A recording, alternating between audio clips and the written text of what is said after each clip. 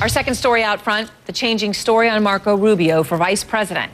ABC News reported this morning that the charismatic young senator from Florida wasn't actually even being vetted for Romney's VP slot. Now, anybody who's been, partaking of any sort of taste of cable news over the past year would know that that is a shocking revelation. But a Romney advisor confirmed the story to the Washington Post, saying Rubio was not being, quote, seriously considered. But Mitt Romney himself made 3 stops on his bus tour today, press corps in tow. He did not comment on this. He did not comment on Rubio for 12 hours, and then he did. The story was entirely false. Marco Rubio is being thoroughly vetted as part of our process. John Avlon, Reihan, Salam, and Roland Martin.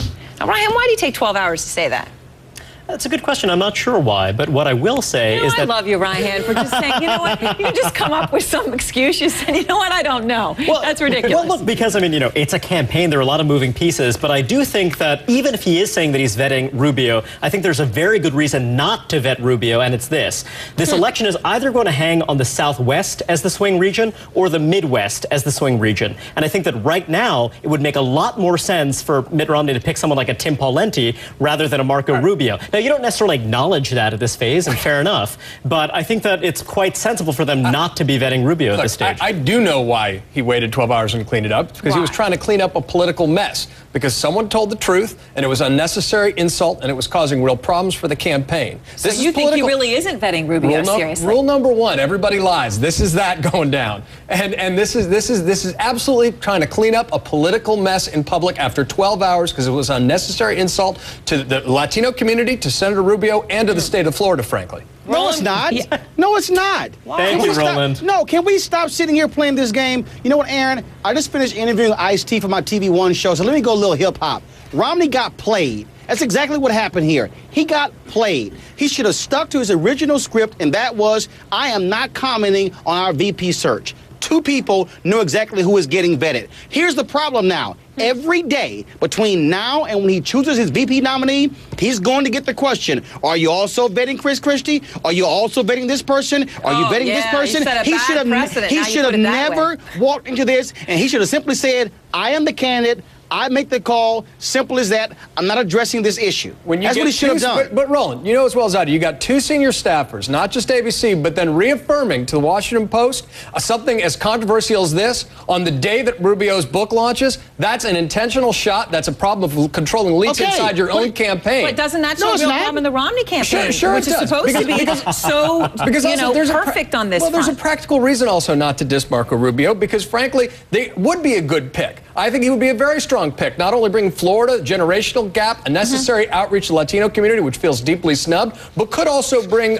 some other states in the mix. So, I don't know that it will be Marco Rubio, but not saying he's going in the consideration set is an unnecessary insult that does far more damage. Well, Marco Rubio himself has said multiple times, Erin, that he was not going to be the VP nominee. He didn't want to be. So fine, stick with his word in it. All I'm simply saying is you have now opened this box, and it's not some kind of insult to the entire Latino community because he wasn't considering Senator Marco Rubio. He's one guy who's a junior senator. Please stop. Right, let me read a quote from a member of our straight team, Reihan. Carlos Sierra, former campaign manager for Buddy Roma for president. Okay. Quote, Romney can spend all the money his Hispanic strategists tell him to, but they're taking him for a ride because there is nothing he can do to get the Hispanic vote this cycle.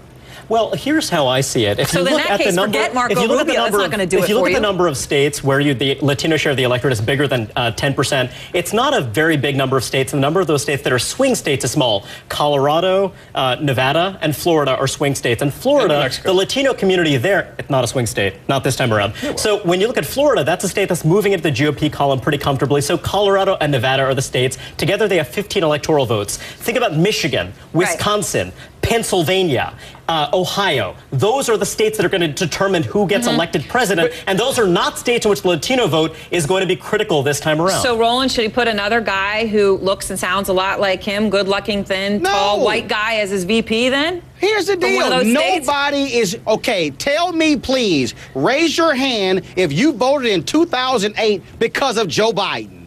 No. If you're going to vote for the presidential ticket, you're voting for the person. You're voting for the person at the top of the ticket. It's like saying that the GOP is considering Allen West. Somehow black folks are going to be saying, oh, my goodness, let's run to the Republican side. Voted against Sarah Palin. That's exactly right. That's exactly right. That's important. The VP pick is the first presidential decision a nominee makes, and it does say a lot about their values, about what they're thinking, about balancing their profile. Some VP picks do make a huge difference. Lyndon Johnson in 1960 got JFK elected to the presidency. Sarah Palin hurt John McCain dramatically with independent voters, something that conservatives are belatedly coming to recognize. Chris Christie could be his fighter, his boxer. And Chris Christie could also make a difference in Pennsylvania with suburban voters throughout the Northeast. I think that, it's not necessarily going to move the needle, but I do think that the idea is that certain vice presidential picks can reinforce a narrative about the candidate at the top of the ticket, as Roland suggests. And the thing is that, do you go Midwest, blue collar with someone like a Tim Pawlenty, or do you go for